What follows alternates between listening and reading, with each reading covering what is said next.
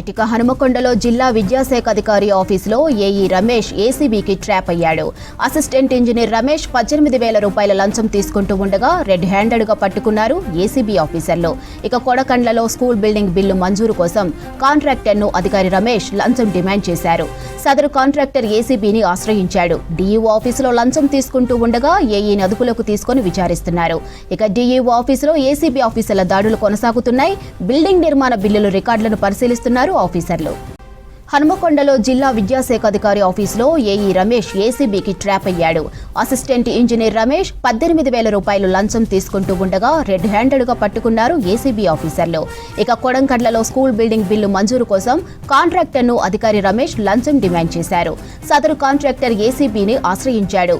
DEO ఆఫీసులో లంచం తీసుకుంటూ ఉండగా ఏఈని అదుపులోకి తీసుకుని విచారిస్తున్నారు. ఇక డీఈఓ ఆఫీసులో ఏసీబీ ఆఫీసర్ల దాడులు కొనసాగుతున్నాయి. బిల్డింగ్ నిర్మాణ బిల్లులు రికార్డులను పరిశీలిస్తున్నారు ఆఫీసర్లు.